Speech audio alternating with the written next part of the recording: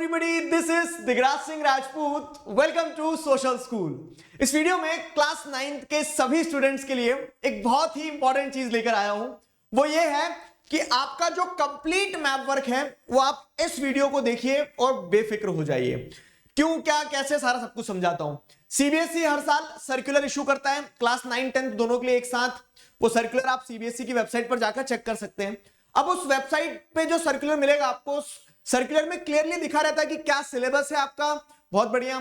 Syllabus के साथ साथ यह भी लिखा रहता है कि आपको मैप वर्क में क्या पढ़ना है.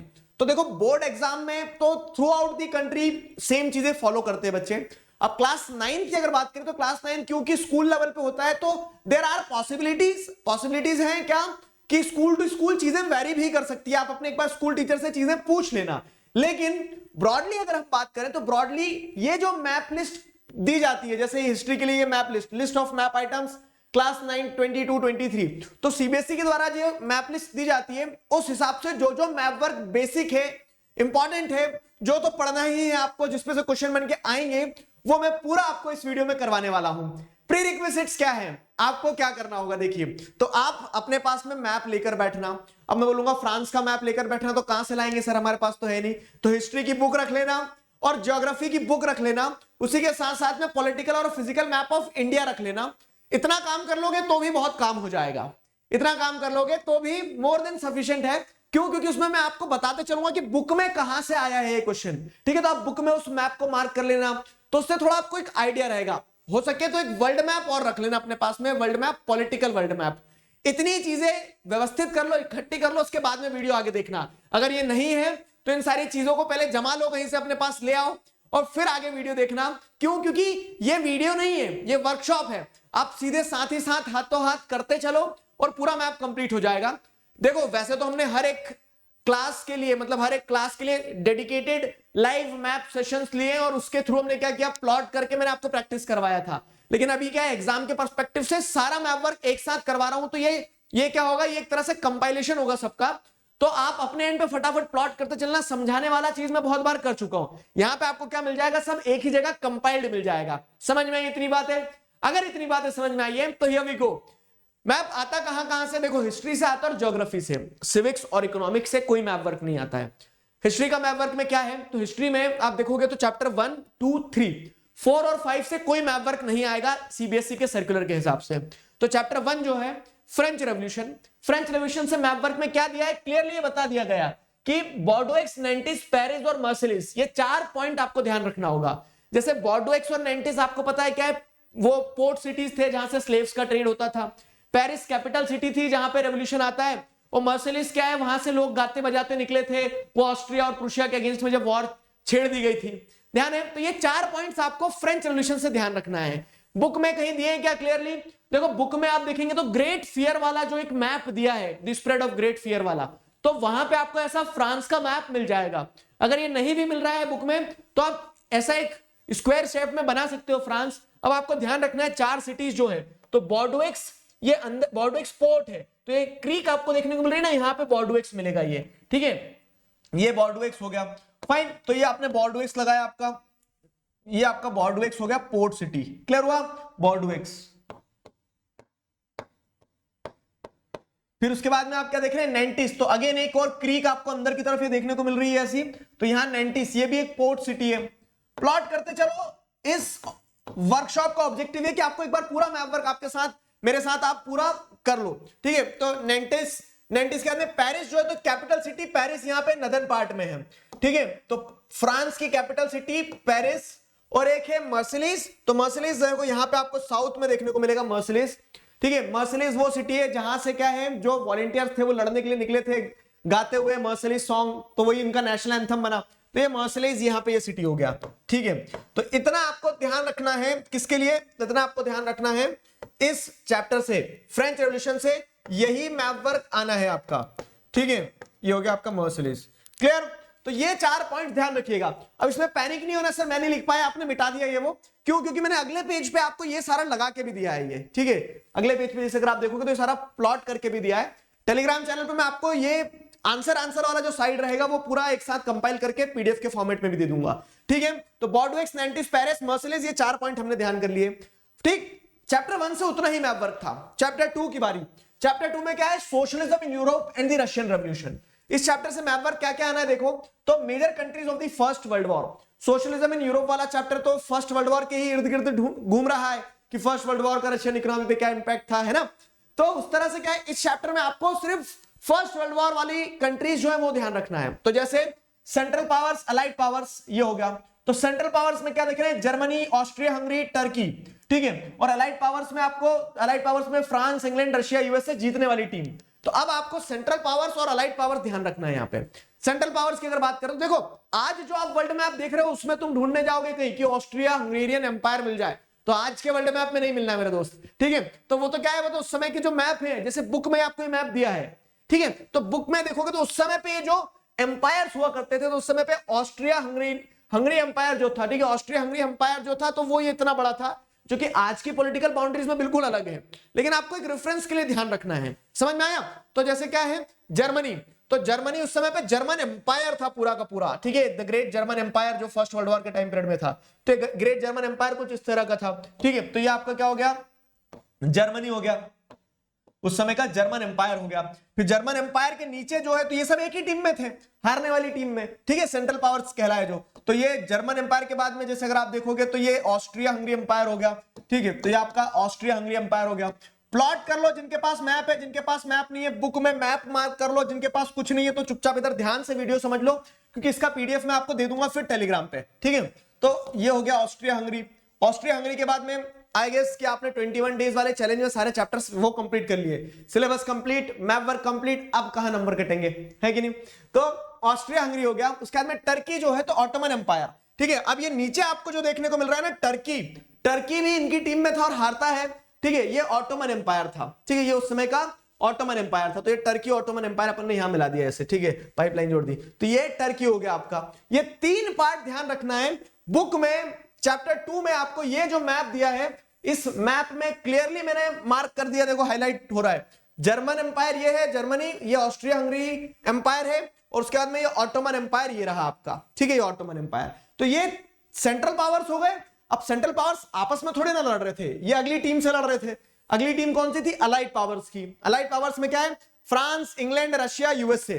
तो फ्रांस, इंग्लैंड, रशिया, यूएसए अगर लगाए हम, तो देखो ये पूरा, मतलब ये पूरा यूरोप है, आपको पता है, ठीक, अफ्रीका के ऊपर यूरोप हो गया।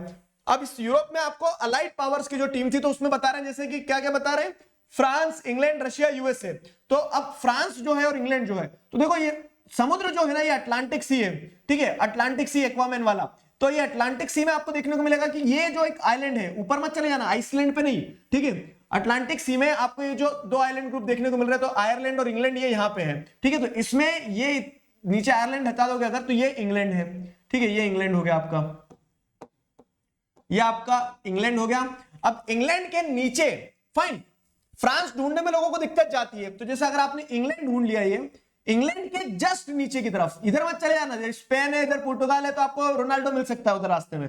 लेकिन अगर आप क्या करोगे, इंग्लैंड के जस्ट एडजेसेंट साइड में आओगे, जो बड़ा कंट्री आपको दिख रहा है, तो ये इंग्लैंड के जस्ट एडजेसेंट बड़ा कंट्री जो है, तो वो है आपका इंग्लैंड के जस्ट एडजेसेंट बड़ा कंट्री जो है, ये वाला, ये आपका फ्रांस है, ठीक है। तो ये आपने लगाया फ्रांस, ठीक है। तो इंग्लैंड, फ्रांस, फिर क्या है, इंग्लैंड, फ्रांस, रशिया भी अलाइड पार्ट का, मतलब अलाइड टीम का पार्ट था, तो ये बड़ा सा दिख रहा है, रशिया तो आप नहीं भूलोगे, ठीक है। तो रशिया तो इतना बड़ा कि पूरा नाम भी उसी में लिख सकते हैं, ठीक है।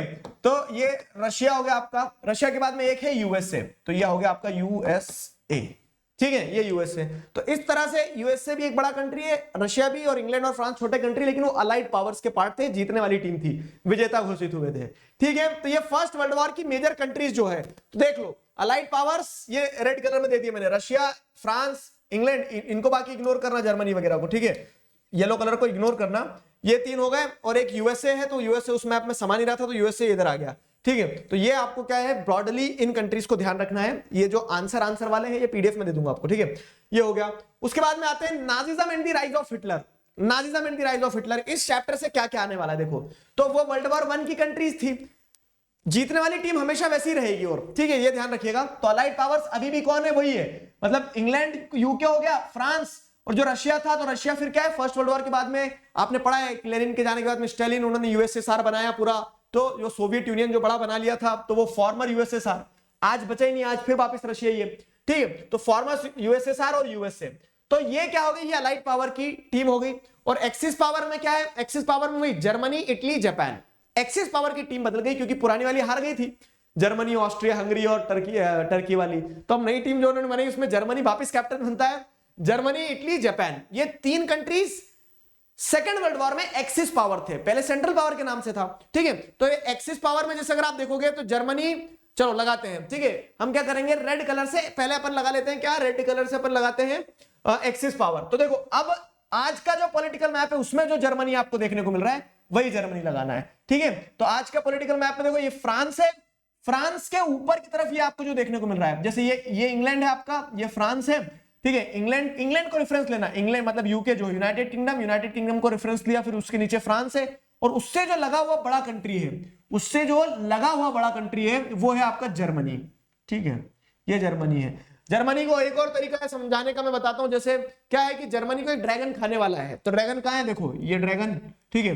ये ड्रैगन ने मुंह खोला, अब ड्रैगन ने मुंह खोला तो जर्मनी को बस निगलने ही वाला है, ठीक है। लेकिन जर्मनी को निगलने से पहले उसके मुंह में और कुछ जाएगा, ठीक है। जर्मनी ने एक तलवार लगा दी जैसे मान लो, ठीक है। तो ये जर्मनी, ये यहाँ पे है ड्रैगन जिसको खाने के लिए आ रहा है ना, ये ड्रैगन, ये ऊपर नॉर्वे, स्वीडन वगैरह ये सारी कंट्रीज हैं। तो ऐसे रेफरेंस के लिए, ठीक, ये रेफरेंस के लिए, ये ड्रैगन जो इसको खाने वाला है, ये बड़ी कंट्री जो है ये जर्मनी है। ऊपर डेनमार्क भी है लेकिन डेनमार्क को इग्नोर करो, तो ये आपका जर्मनी हो जाएगा, ठीक है। तो ये आपका हो गया जर्मनी, ठीक, जर्मनी।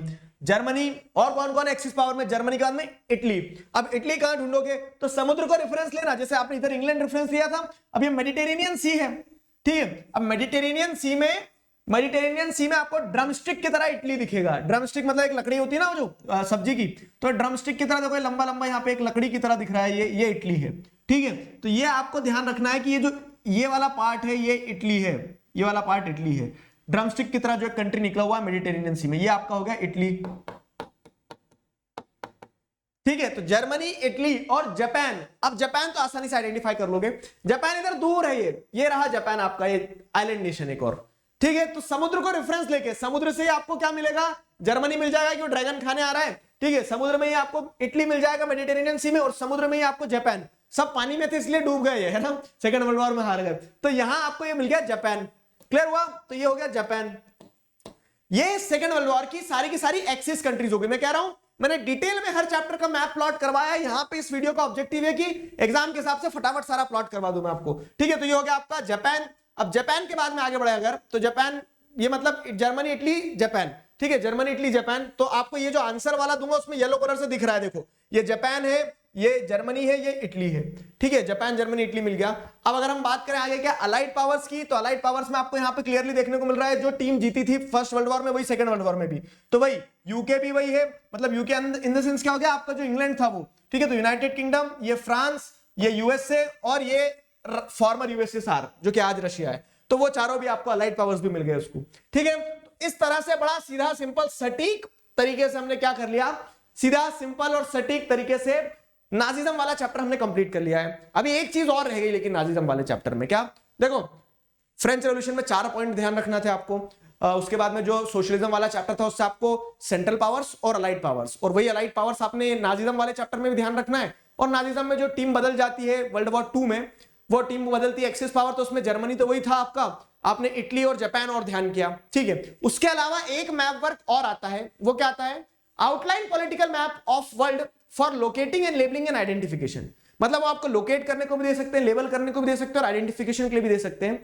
क्या दे सकते हैं, what were the territories under the German expansion. Germany जब एक्सपैंड कर रहा था ना, तो जर्मनी के एक्सपेंशन में उसके अंडर में कौन कौन सी टेरिटरीज आई, दिस इज द थिंग, ठीक है। तो जर्मनी के एक्सपेंशन में उसके अंडर में कौन कौन सी टेरिटरीज आई। तो जर्मनी ने जब अपना हिटलर के अंडर में एक्सपेंशन चालू किया ना, तो उसने, जैसे ये जर्मनी था मान लो, ठीक है, ये जर्मनी था, ठीक है। तो जर्मनी अपने आप को, जैसे आप देखेंगे तो उसने पोलैंड पे कब्जा किया, उसने चेकोस्लोवाकिया को मिलाया, स्टूडेंटलैंड पे कब्जा किया, पढ़ा है हमने सारा चैप्टर में। तो वो किधर किधर एक्सपैंड करा, ठीक है। उसने फ्रांस को अपने अंडर में ले लिया था। तो वही चीज पूछी गई है, वही चीज पूछी गई है। तो अब एक आपको चीज बताता हूं, ये जो मैप है आपकी बुक का, ठीक है, इस मैप को मार्क कर लो। इस मैप में क्लियरली बताया गया है, देखो इस मैप में इंडेक्स दिया गया है कि कौन सी टेरिटरी कहां है। तो ये जर्मनी था, जर्मनी ने ऑस्ट्रिया को मिला लिया जो कि उसके साथ कोऑपरेट कर रहा था, स्लोवाकिया जो है तो वो भी कॉपरेट कर रहा था, वो उसका पार्ट हो गया। उसने एक्सपेंशन कहां किया, तो डेनमार्क पे पहुंचा वो, ठीक है, बेल्जियम को कब्जा किया, फ्रांस को कब्जा किया, लिथुआनिया को कब्जा किया, पोलैंड को कब्जा किया। तो ग्रीन कलर से जो शेडेड है मतलब वहां तक वो एक्सपैंड करा, ठीक है। तो these were the territories under German influence. German influence में क्या क्या आ गया था वो पूछा गया है, जर्मन इन्फ्लुएंस में क्या क्या आ गया था वो पूछा है, ठीक है। तो इस चीज का विशेष रूप से ध्यान रखना, ये मैप जो है आपको इस पार्ट को याद करने में बहुत मददगार रहेगा, ठीक है।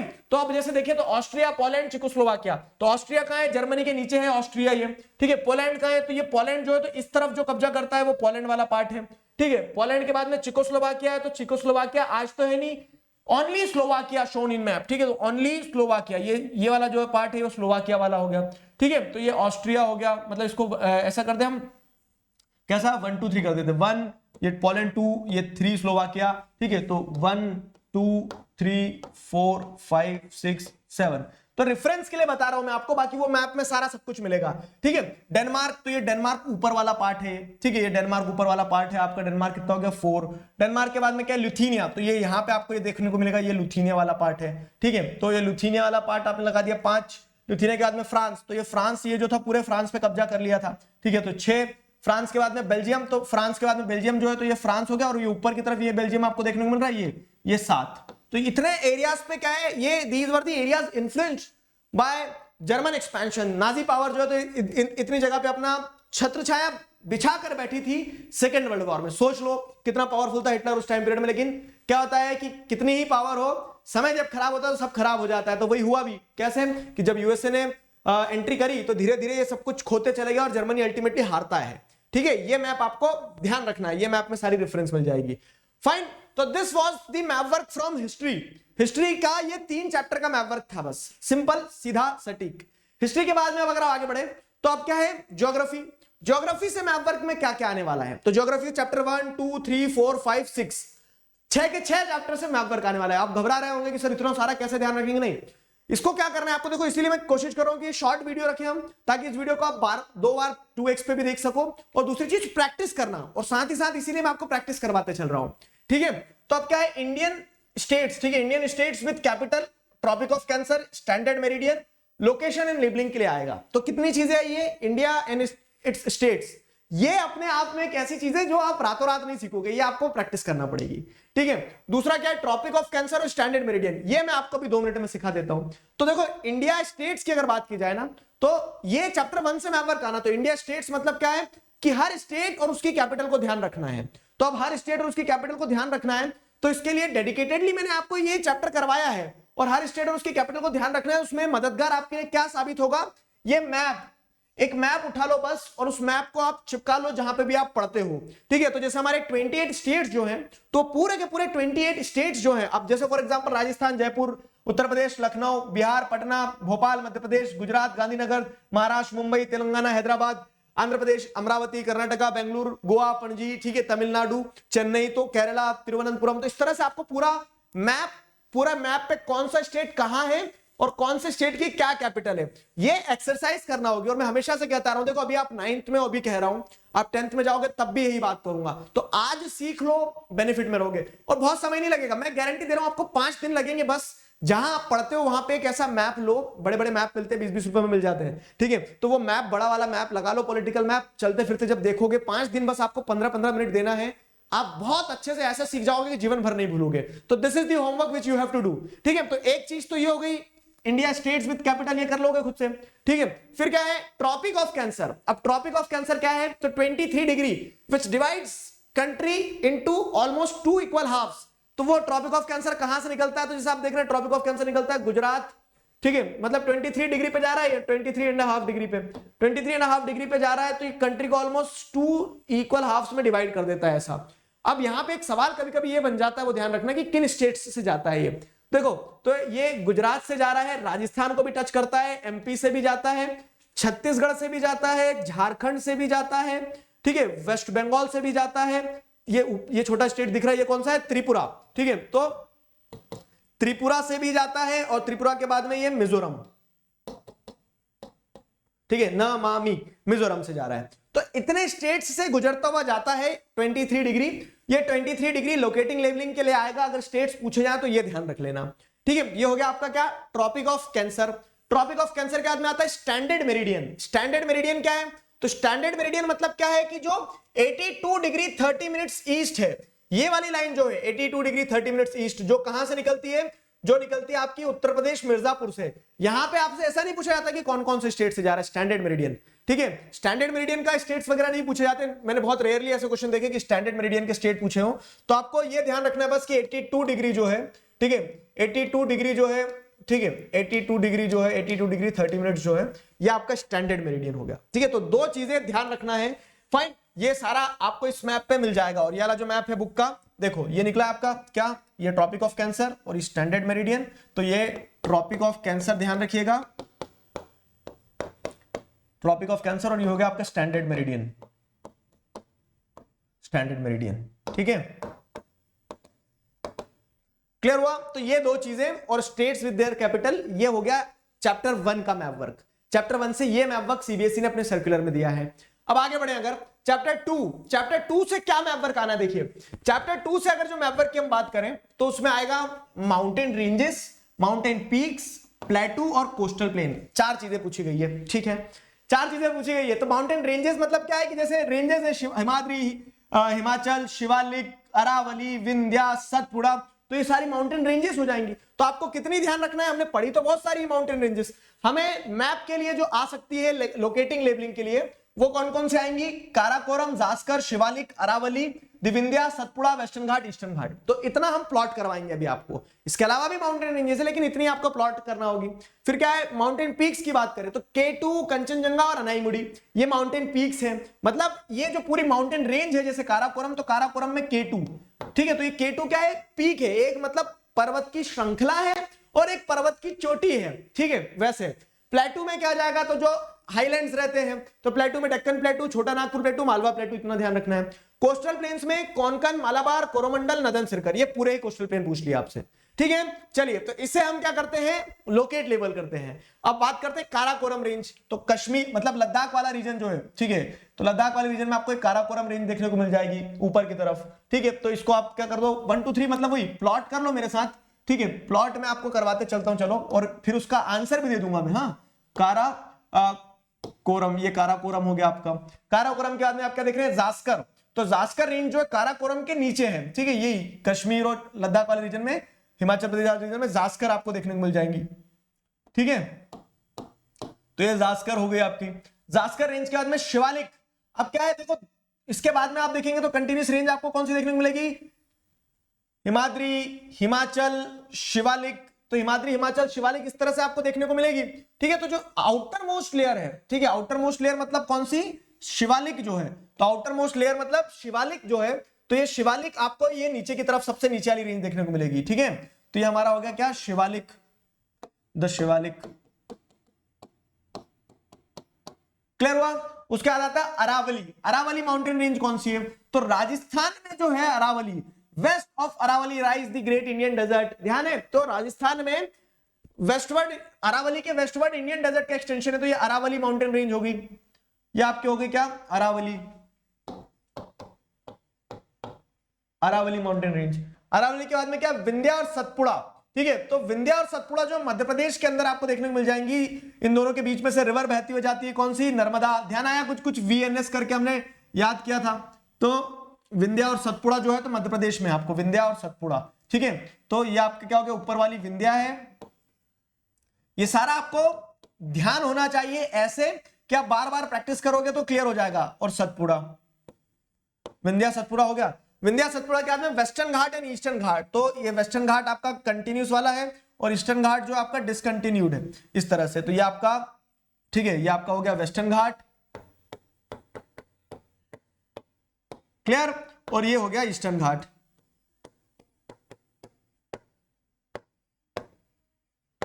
वेस्टर्न घाट और ईस्टर्न घाट इस तरह से हो गया। तो ये पूरी माउंटेन रेंजेस जो है हमारी, वो हमें पता चल गई। क्लियर हुआ?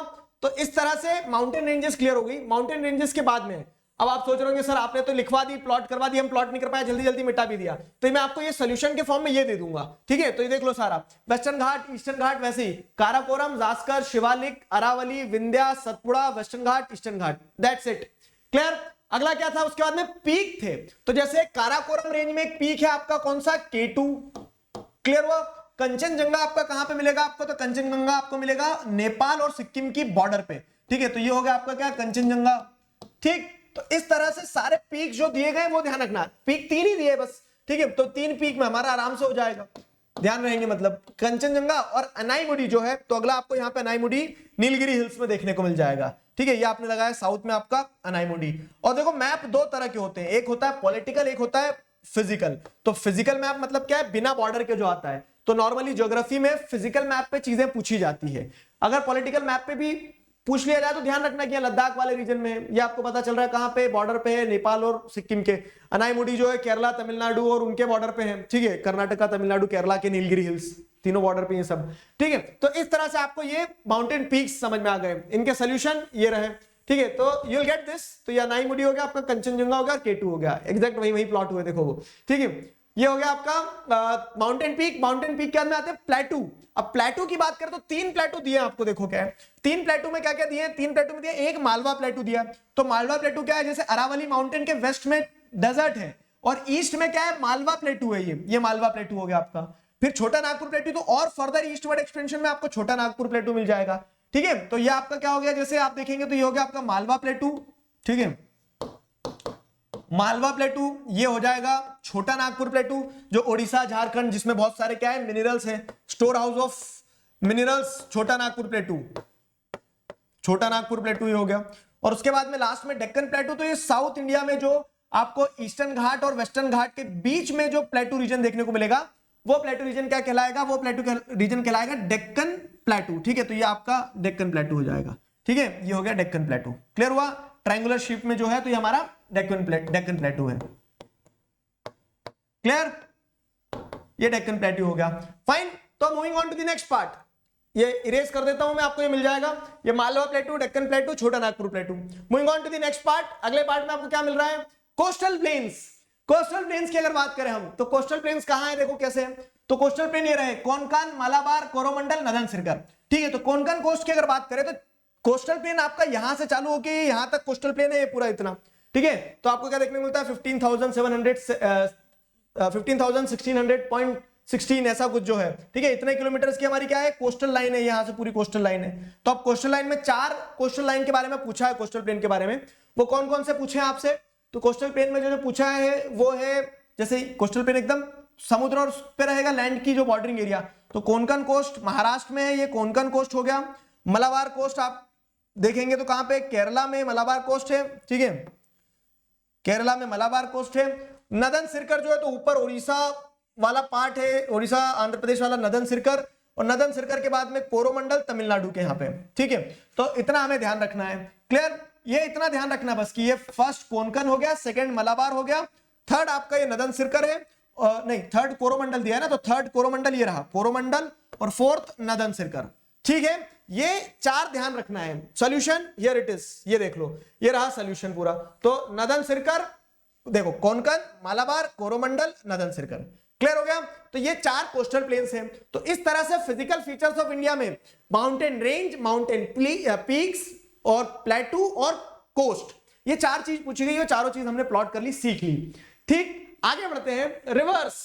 अब रिवर्स और लेक्स, चैप्टर 3 जो है ड्रेनेज, उसमें रिवर्स और लेक पूछे जाएंगे।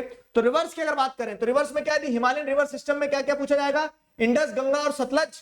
पेनिनसुलर रिवर सिस्टम में सर्कुलर के हिसाब से नर्मदा, तापी, कावेरी, कृष्णा, गोदावरी, महानदी, और लेक्स में वुलर, पुलिकेट, सांबार और चिलिका। चलो आगे बढ़ते हैं अगर, तो जैसे देखिए रिवर्स में क्या है, रिवर्स में हिमालयन रिवर सिस्टम मतलब जो हिमालय में ओरिजिनेट हो रही है, तो ये स्वाभाविक है। सुनो, अगर आपने मैप वर्क नहीं भी देखा है, कल को अगर आप एग्जाम में जा रहे हैं, आपको कुछ ध्यान नहीं आ रहा है, तो कहानी क्या रहेगी कि एटलीस्ट हम लॉजिक तो लगा सकते हैं थोड़ा सा। कैसा लॉजिक लगा सकते हैं कि अगर कुछ रिवर्स वगैरह कुछ भी आ रही है, कुछ भी पूछा जा रहा है, हिमालयन रिवर्स पूछ लिया तो वो ऊपर की तरफ ही रहेगी, इतना तो आइडिया रहेगा ना। पेनिनसुलर रिवर्स पूछ ली तो नीचे की तरफ रहेगी, तो ये थोड़ा बेसिक नॉलेज से भी काम चल जाएगा, ठीक है। अब देखें अगर रिवर्स, तो रिवर्स में क्या है, सबसे पहले इंडस। अब लेक मानसरोवर से ओरिजिनेट होकर कश्मीर से बहते हुए जाती है और फिर पीओके से होते हुए पाकिस्तान में चले जाती है, ये पूरा पार्ट। तो ये आपको क्या देखने को मिल रहा है, ये इंडस रिवर है, ठीक है, वेस्ट फ्लोइंग इंडस रिवर हो गई आपकी। इंडस के बाद में क्या है, गंगा रिवर। तो अलकनंदा भागीरथी हेडवाटर से मिलने के बाद में गंगा रिवर बनती है और फिर बांग्लादेश में एंटर कर जाती है। ये चैप्टर हमने मुंह जुबानी याद होना चाहिए चैप्टर, ऐसा क्या धनाधन धनाधन चैप्टर की सारी नदियां बता दे किधर से कौन सी नदियां कहां जा रही है। ठीक है, तो ये आपका हो गया गंगा। क्लियर हुआ, तो ये गंगा रिवर होगी। गंगा के बाद में फिर आता है सतलज। तो सतलज पे आपको क्या देखने को मिलता है कि वही लेक मानसरोवर तिब्बत रीजन में ओरिजिनेट होते हुए फ्लो करते हुए जाती है इंडिया से, और फिर मिठानकोट में जाके मिल जाएगी किसमें, इंडस में। तो इस तरह से 2-3 कंट्रीज से फ्लो होते हुए जाती है सतलज। ठीक है, तो सतलज रिवर आ गया।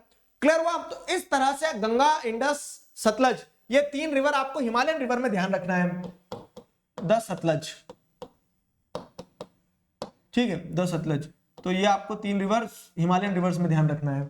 सतलज के बाद में अब आगे जैसे देखें तो ये हिमालयन रिवर्स होगी, हिमालयन रिवर्स का मैंने प्लॉट भी कर दिया। ठीक है, इंडस, सतलज और गंगा। इंडस, सतलज, गंगा के बाद में आगे क्या है, पेनिनसुला रिवर्स। पेनिनसुला रिवर्स में कौन कौन सी है, नर्मदा। तो देखो नर्मदा आपको पता है कि अरेबियन सी में ड्रेन करती है, मध्य प्रदेश से फ्लो करते हुए जाती है, अमरकंटक प्लेटू से ओरिजिनेट होती है। उसके बाद में उसके पैरेलल में एक छोटी रिवर कौन सी है, तापी, जो बैतूल डिस्ट्रिक्ट से ओरिजिनेट होती है। ठीक है, विंध्या, सतपुड़ा रेंज जो है ना, सतपुड़ा रेंज अपन ने बनाई थी अभी, विंध्या बनाई थी और सतपुड़ा बनाई थी। तो उस तरह से सतपुड़ा रेंज में ओरिजिनेट जो होती है वो कौन सी है, बैतूल डिस्ट्रिक्ट में, तापी। तो ऊपर वाली नर्मदा, ठीक है, नर्मदा, नर्मदा। फिर नर्मदा के बाद में आपको क्या देखने को मिलती है, नीचे वाली जो माउंटेन मतलब रिवर है वो है तापी। नाम थोड़ा इधर लिख देते क्योंकि अभी दूसरी रिवर्स भी आएंगी वहां। तो नर्मदा के बाद में तापी, तापी के बाद में एक और दूसरी रिवर, जैसे अगर आप देखोगे तो जो छत्तीसगढ़ में ओरिजिनेट होती है, लेकिन फ्लो कहां करती है, मेनली फ्लो, तापी रिवर को नाम की जगह नहीं मिल रही है ना, तापी यहां लिखते हैं। ठीक है, तो अब जो एक दूसरी रिवर है जो ओरिजिनेट होगी कहां पे, एक दूसरी रिवर है जो ओरिजिनेट होगी आपकी छत्तीसगढ़ के हाईलैंड्स में, लेकिन वो फ्लो करेगी मेनली कहां से, ओडिशा से। ओडिशा से फ्लो करते हुए जाती है, और वो रिवर का नाम क्या है, वो रिवर का नाम है महानदी। ठीक है, महानदी दिया है ना कहीं, हाँ, तो मैंने सोचा पहले हाथों हाथ वही बना दे। तो ये आपकी महानदी होगी, महानदी। महानदी के बाद में क्या बच रहा है, कावेरी, कृष्णा, गोदावरी। तो इसका मैंने ट्रिक बताया, GKK। GKK कैसा, तो गोदावरी, कृष्णा और कावेरी, इस तरह से। तो गोदावरी महाराष्ट्र के जैसे आप देखेंगे नासिक वगैरह वहां से ओरिजिनेट होती है, फ्लो करते हुए जाती है। महाबलेश्वर हिल्स में ओरिजिनेट होती है महाराष्ट्र के कौन, कृष्णा, दोनों आंध्र प्रदेश में ड्रेन करती है, कृष्णा हो गई, गोदावरी, कृष्णा। और कावेरी जो है तो आपको कर्नाटक की हिल्स में ओरिजिनेट होते हुए देखने को मिलेगी, वेस्टर्न घाट की, और फ्लो करती हुई जाती है तमिलनाडु से। ठीक है, तो ये आपकी हो गई क्या, कावेरी। कावेरी रिवर डिस्प्यूट बहुत चलता है ये तमिलनाडु और कर्नाटक के बीच में, अगर न्यूज को फॉलो करते हो तो गोदावरी, कृष्णा, कावेरी, नर्मदा, तापी, महानदी, ये आपको क्या ध्यान रखना है, ये पेनिनसुला रिवर्स हो गई। क्लियर हुआ, तो ये पेनिनसुला रिवर्स। सॉल्यूशन अगर चाहिए तो ये रहा सॉल्यूशन वाला पार्ट। ठीक है, तो नर्मदा, तापी, महानदी, गोदावरी, कृष्णा, कावेरी। ऐसे देखो मैंने सब सॉल्यूशन लिखा है, तो सॉल्यूशन पे क्यों नहीं ओवरलाइन कर दे रहा हूं, नहीं, मैं चाह रहा हूं कि आप भी बैठ के उधर अगर वीडियो देख रहे हो, मैप लेकर बैठे हो सिंसियरली, तो अपने हाथ से खुद भी प्लॉट करते चल रहे हो, तो वो मसल मेमोरी बिल्ड होगी। ठीक है, अगला आता है लेक्स। अब लेक्स में क्या है, वुलर, पुलिकट, सांबार और चिलिका। ठीक है, वुलर, पुलिकट, सांबार और चिलिका, तो ये 4 लेक आपको ध्यान रखना है। अब जैसे सांबार लेक तो सबको ध्यान होगा, हाँ सर ये तो ध्यान हो गया, राजस्थान में सांबार लेक। वुलर लेक आपको पता है कहां पे, वुलर लेक जैसे अगर आप देखोगे तो ऊपर की तरफ कश्मीर में है। ठीक है, तो ये आपका वुलर हो गया, ये हो गया Sambhar. Sambhar lake salt water lake है कहां पे, Sambhar lake salt water lake है राजस्थान में। अब बचते हैं कौन से, पुलिकट और चिलिका। ठीक है, तो चिलिका लेक जो है, तो लेक चिलिका उड़ीसा में है, महानदी रिवर के डेल्टा के पास में। और पुलिकट जो है, तो पुलिकट क्या है, तमिलनाडु और आंध्र प्रदेश की बॉर्डर पे है। ठीक है, तो ये आपका पुलिकट, क्लियर हुआ, बॉर्डर पे है ये, और ये चिलिका उड़ीसा में है। ठीक, चिलिका, क्लियर हुआ, ये 4 लेक आपको ध्यान रखना है। ठीक है, थोड़ा सा मैप हमारा क्योंकि फिजिकल से पॉलिटिकल हो गया तो आगे पीछे एडजस्टमेंट हो गया, लेकिन पॉइंटर्स आपको मिल जाएंगे। देखो ये तो ये बॉर्डर पे तमिलनाडु और आंध्र प्रदेश की पुलिकट, चिलिका ये रहा आपका, चिलिका एकदम ओडिशा में। सांबर लेक जो है, तो सांबर लेक आपको ये राजस्थान में देखने को मिल रहा है, सेंट्रल पार्ट में। अब देखो थोड़ा 19-20 चलेगा, जैसे चिलिका को आपने यहां लगा दिया, यहां लगा दिया, चल जाएगा। सांबर को आपने यहां लगा दिया, यहां लगा दिया, चल जाएगा। लेकिन ऐसा नहीं कि सांबर यहां लगा रहे तो गलत ही कहलाएगा ना वो, फाइन। उसके बाद में वुलर जो है, तो जैसे वुलर यहां पे आपको देखने को मिल रहा है, ये पिछला मैप फिजिकल था, ठीक है, ये पॉलिटिकल है, तो इस तरह से ये ऐसा रहेगा वुलर। क्लियर हुआ, तो ये मैंने पॉलिटिकल पे इसलिए लगाया कि आपको रेफरेंस ध्यान रखें कौन से स्टेट में कहां क्या लगाना है। तो वुलर, सांबार, चिलिका, पुलिकट, ये 4 लेक जो होंगे आपके, ये ड्रेनेज चैप्टर का मैप वर्क भी यहां कंप्लीट हुआ, बधाई हो।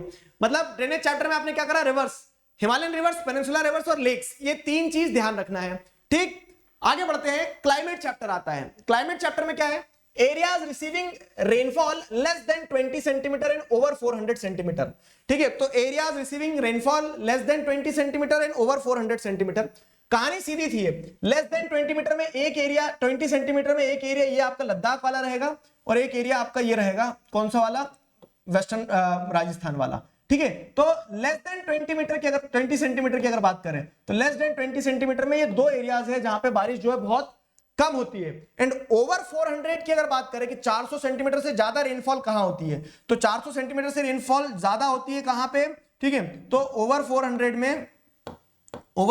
में एक वेस्टर्न घाट है, और ओवर 400 में एक जो है आपका ये वाला एरिया रहेगा नॉर्थ ईस्टर्न स्टेट्स। ठीक है, तो ये ओवर 400 प्लस सेंटीमीटर वाली रेनफॉल के, तो ये इतना ध्यान रखना है, बेसिक्स जो है वो इतना ध्यान रखना है कि लेस देन 20 सेंटीमीटर में ये दो एरियाज है, क्योंकि यार रेनफॉल पहुंच नहीं पाती ना, क्लाउड्स पहुंच नहीं पाते हैं। कैसे, तो ये जो मैप देखोगे आप, तो इस मैप से आपको क्लैरिटी मिल जाएगी। बुक के ये मैप देखो, ये एनुअल इंडिया एनुअल रेनफॉल बता रही है। सीजनल रेनफॉल को इग्नोर भी कर दोगे तो एनुअल रेनफॉल अगर जैसे देखोगे आप, तो इसमें आपको समझ में आएगा कि ये एरियाज जो है ये भयंकर over above 400 centimetre rainfall receive करने वाले एरियाज कौन कौन से हैं, नॉर्थ ईस्टर्न स्टेट्स और वेस्टर्न घाट। और less than 20 centimetre rainfall receive करने वाले कौन कौन से एरियाज हैं, तो वेस्टर्न घाट और लद्दाख रीजन, यहां पे बारिश बहुत कम होती है।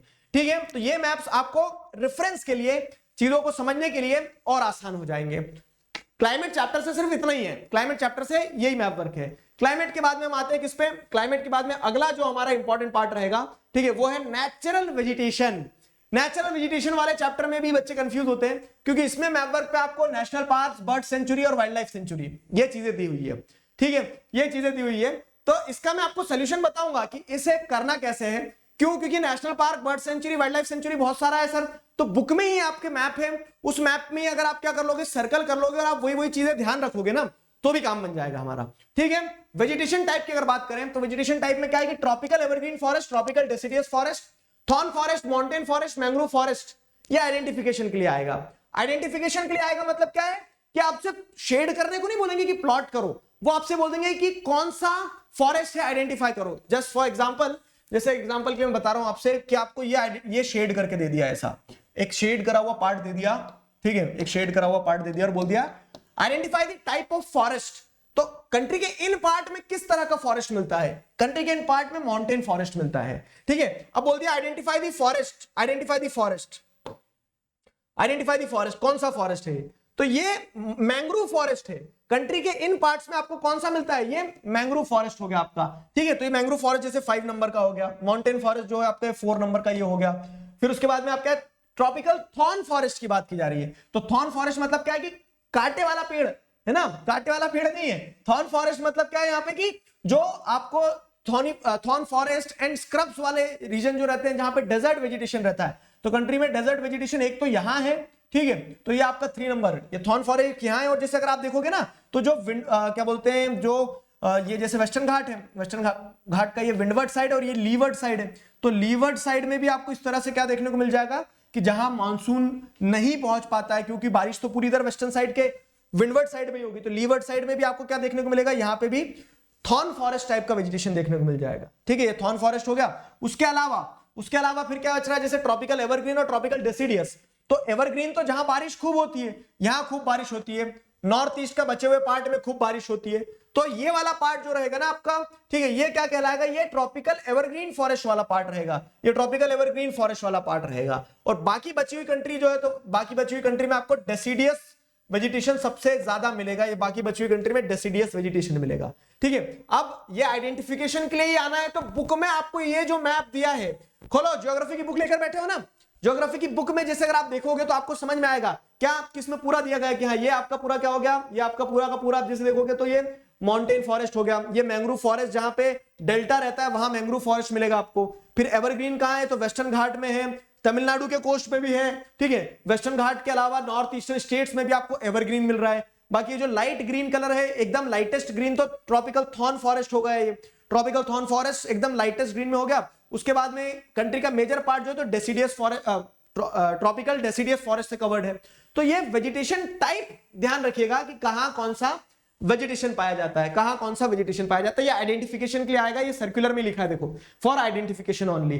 ठीक है, तो अगर आता है कि कौन सा शेड करके पूछ लिया कौन सा वेजिटेशन है तो पता होना चाहिए। अब आते हैं नेशनल पार्क, बर्ड सेंचुरी और वाइल्ड लाइफ सेंचुरी पे। National park, bird sanctuary, wild life sanctuary, difference क्या होता है? देखो डिफरेंस ये होता है साइज का डिफरेंस होता है, जैसे बायोस्फीयर रिजर्व और बड़े होते हैं, नेशनल पार्क छोटे होते हैं, वाइल्ड लाइफ सेंचुरी और छोटे होते हैं। ठीक है, उसके अलावा फिर जो प्रोजेक्ट्स वगैरह रहते हैं उस हिसाब से उनके साइज के हिसाब से डिफाइन किया जाता है उन्हें। ये हो गया। तो अब नेशनल पार्क से अगर स्टार्ट करें तो आपकी सभी की बुक में ये वाला मैप है, इस मैप को खोल लो जिनके पास मैप नहीं हो, जो मैप लेकर बैठे हैं वो प्लॉट करेंगे मेरे साथ।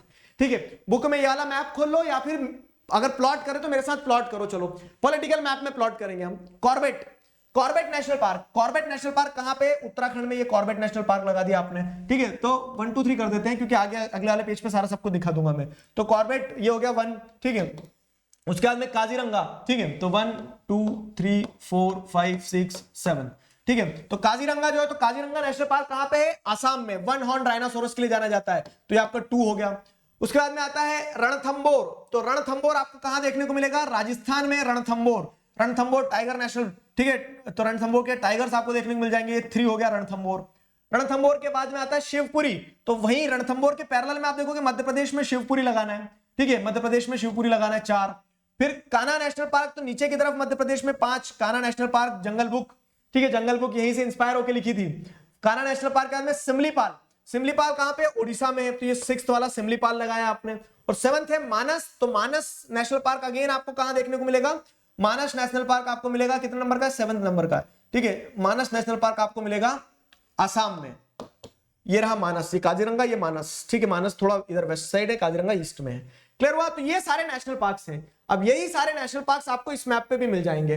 ठीक है, चलो हाईलाइट करो मेरे साथ जो बुक में बैठे। देखो ये कॉर्बेट एक, दूसरा है रणथंबोर, फिर तीसरा एक काजीरंगा भी था, काजीरंगा के बाद मानस भी था। मानस के बाद में जैसे अगर आप और देखोगे तो शिवपुरी है मध्य प्रदेश में, शिवपुरी। शिवपुरी के बाद में जैसे अगर आप देखेंगे तो शिवपुरी के बाद में और क्या दिया है? कान्हा। ठीक है, तो कान्हा नेशनल पार्क, ये सिमलीपाल नेशनल पार्क हो गए 7। 1 2 3 4 5 6 7। क्लियर हुआ? तो ये सारे नेशनल पार्क्स हो गए। अब नेशनल पार्क्स के बाद में आते हैं अगले कौन?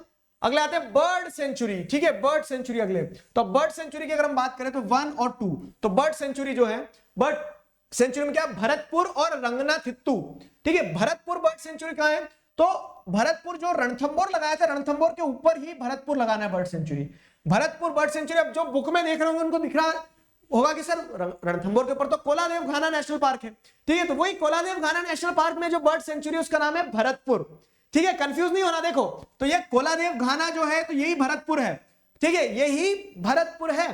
तो भरतपुर एक आपने लगा दिया यहाँ पे, एक तो आपका भरतपुर हो जाएगा, और दूसरा रंगनाथित्तू जो है तो कर्नाटका में नीचे की तरफ, साउथ की तरफ देखो, तो रंगनाथित्तू दूसरा बर्ड सेंचुरी हो जाएगा। तो रंगनाथित्तू कर्नाटका में साउथ में हो गया। ठीक है, ये आपका रंगनाथित्तू। ठीक है, रंगनाथित्तू और ऐसे नीचे की तरफ है रंगनाथित्तू, और ये भरतपुर। तो 1 और 2 मिल गया।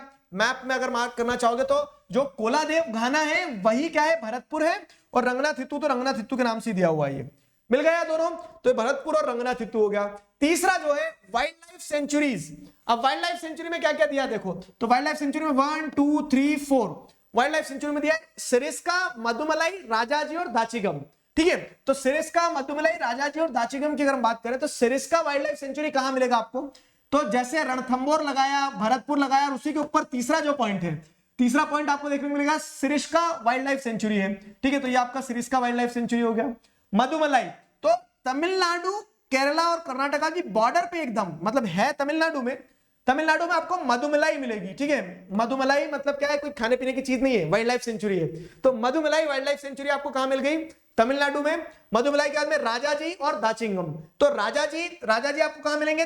राजाजी मिलेंगे उत्तराखंड में। ठीक है, तो Rajaji international, Rajaji wild life sanctuary हो गया। इंटरनेशनल एयरपोर्ट राजाजी दूसरा है अलग। ठीक है, राजा संसी है। क्लास 10th का ध्यान आ गया मुझे प्लॉट करवाते करवाते। तो ये थर्ड हो गया आपका। ठीक है, राजाजी वाइल्ड लाइफ सेंचुरी और दाचिंगम वाइल्ड लाइफ सेंचुरी आपको यहाँ पे कश्मीर वाले रीजन में मिल जाएगी। ठीक है, तो ये हो गया आपका दाचिंगम। क्लियर हुआ? मैप पे भी अगर यही देखोगे आप तो मैप पे भी आपको यहाँ क्लियरली दिख जाएगा क्या कि ये रहा आपका मधुमलाई मिला, मधुमलाई के ऊपर ये सरिस्का, सरिस्का के ऊपर जैसे अब यहाँ पे, हाँ ये नेशनल पार्क में दे दिया सर दाचिंगम, आप तो वाइल्ड लाइफ सेंचुरी में करवा रहे हैं, तो कंफ्यूज मत होना, प्लॉटिंग ध्यान रखना कि कहां लोकेट लेबल करना है। अब वो वाइल्ड लाइफ सेंचुरी में दिया है, बर्ड सेंचुरी में दिया है, नेशनल पार्क में दिया है, उसमें कंफ्यूज मत होना ज्यादा। ठीक है। तो अब जैसे दाचिंगम हो गया आपका, दाचिंगम यहाँ पे ऊपर देख लिया आपने, सरिस्का देख लिया, मधुमलाई देख लिया, और राजा जी भी नेशनल पार्क में दिया लेकिन वाइल्ड लाइफ सेंचुरी में लगाया हमने, कोई बात नहीं। Rajaji wildlife sanctuary national park कहाँ है आपको ये पता होना चाहिए, तो वो उत्तराखंड में है, ठीक है। तो इस तरह से आपका क्या हो गया, इस तरह से आपका natural vegetation and wild life का मैप वर्क होता है कंप्लीट। लास्ट चैप्टर, ठीक है, लास्ट चैप्टर कौन सा है, पॉपुलेशन वाला, फाइन। तो पॉपुलेशन वाले चैप्टर में क्या आना है मैप वर्क में, पॉपुलेशन वाले चैप्टर में क्या आ सकता है मैप वर्क में, देखो इसमें बताया है सीबीएसई ने क्या, the states having highest and the lowest density of population. किस स्टेट में हाईएस्ट डेंसिटी ऑफ पॉपुलेशन है, किस स्टेट में लोवेस्ट डेंसिटी ऑफ पॉपुलेशन है, ठीक है, ये आएगा। तो highest and lowest density of population, highest density वाला स्टेट कौन सा है, बिहार। लोवेस्ट डेंसिटी वाला स्टेट कौन सा है, अरुणाचल प्रदेश। अब ये मैप पे जिसको पता होगा उसको टेंशन ही नहीं लेना है, क्यों, क्योंकि मैप पे भी तो हमें आइडिया होना चाहिए थोड़ा सा। तो जैसे बिहार आपका क्या है, ये बिहार है, तो हाईएस्ट डेंसिटी, ठीक है, हाईएस्ट डेंसिटी, हाईएस्ट डेंसिटी में आपने क्या लगा दिया, बिहार, ठीक है, बिहार हो गया। और लोवेस्ट डेंसिटी में ये वाला, तो लोवेस्ट डेंसिटी में ये आपका कौन सा स्टेट है, Arunachal Pradesh, Arunachal Pradesh lowest density. Clear हुआ, ठीक है, डेंसिटी क्लियर। तो इस तरह से हाईएस्ट डेंसिटी लोवेस्ट डेंसिटी की स्टेट ये बिहार है और ये अरुणाचल प्रदेश है, ठीक है। ये मैंने यहां पे भी प्लॉट कर दिया इस तरह से कि Arunachal Pradesh highest population density, ठीक है, और Arunachal Pradesh lowest population density, sorry lowest population density, Bihar highest population density, ये बिहार है, ये अरुणाचल प्रदेश है। क्लियर हुआ। So this was the story, this was the whole story. I hope हम लोगों ने सीमित समय में बहुत अच्छी तरह से पूरा मैप वर्क जो है कंप्लीट कर लिया। अब आपको क्या करना है, जो लोग बाद में देख रहे हैं इसको 2x पे एक दो बार और देख लेना एग्जाम से पहले, ठीक है। तो आपको क्या हो जाएगा, एग्जाम से पहले देख लोगे तो सारी पोजीशन एक बार ध्यान आ जाएगी। कुछ बच्चों को ऐसा ना कि पेज पे देखने में बहुत आलस आता, सर आप तो वीडियो में बता दो फटाफट, तो ये वीडियो बन गया, तुम बार बार एक बार 1000 बार जितनी बार देखना है। तो एग्जाम के पहले एक बार और मैं सजेस्ट करूंगा देख लेना 2x पे दौड़ा के। दूसरी चीज खुद प्रैक्टिस कर लेना, बुक में भी मैंने बताया कौन कौन से मैप है तो वहां देख लेना, जैसे वाइल्ड लाइफ सेंचुरी वगैरह वाले हो गए, ठीक है। तो इस तरह से आपको बार बार प्रैक्टिस करना है। सीबीएसई ने अपने सर्कुलर में इतना मैप वर्क दिया है, मैंने आपको करवा दिया, तो CBSE schools through out the country यही करवाना चाहिए। लेकिन एक बार अपने स्कूल टीचर से और पूछना कि सर या मैडम आप कुछ नया तो नहीं देने वाले हो, नहीं तो पता लगे हम वहां पे सीबीएसई के सर्कुलर के हिसाब से प्रिपेयर करके जा रहे हैं और आपके स्कूल टीचर आपको कुछ और एक्स्ट्रा पढ़ाया और वो शायद पूछे आपसे, ठीक है। तो क्योंकि क्लास 9th बोर्ड नहीं होती इसलिए मैं बोल रहा हूं एक बार अपने स्कूल टीचर से अलाइनमेंट ले लेना, ठीक है। तो ये पूरी कहानी थी। आई hope you people enjoyed it. Unacademy plus पर क्लास 10th का अभी जो मेरा बैच चल रहा है वो ये चल रहा है मंडे वेडनेसडे फ्राइडे 6:15 से 7:15, जिसमें हम क्या कर रहे हैं, जिसमें हम रैपिड रिवीजन कर रहे हैं। क्लियर हुआ। इसी के साथ साथ जैसे अगर आप देखेंगे तो मेरी जो भी क्लासेस रहती है वो आपको अपडेट इस तरह से मिल जाती है यूट्यूब पर भी, और प्लस पर जो रहती है तो उनके कोर्सेज के बारे में बता देता हूं। If you people interested in taking the course next year, उस तरह से जैसा भी सोच रहे हैं आप क्लास 10th में जब आ जाएंगे, तो अभी अनअकैडमी पर एक ऑफर चल रहा है। वो ऑफर ये है कि you can save up to 20% off, ठीक है। और वो आज लास्ट डे है 31 जनवरी, जहां पर आप क्या करेंगे, if you are using the code DIG RAJ Digraj, ठीक है, तो आप जो भी सब्सक्रिप्शन लेते हैं जैसे 12 मंथ का, तो you will be able to save up to 20%, you will be saving, you will be in a position to save up to 20%। तो if you are planning to take subscription, ठीक है, this is a good opportunity to grab it now. Clear हुआ। तो this was the whole story. I hope you people got the essence for the complete map work for class 9th। Will see you all. तब तक अपना ध्यान रखिए, पढ़ते रहिए। अभी के लिए साइन ऑफ कर रहा हूं, signing off with this, together we can, we will, thank you very much।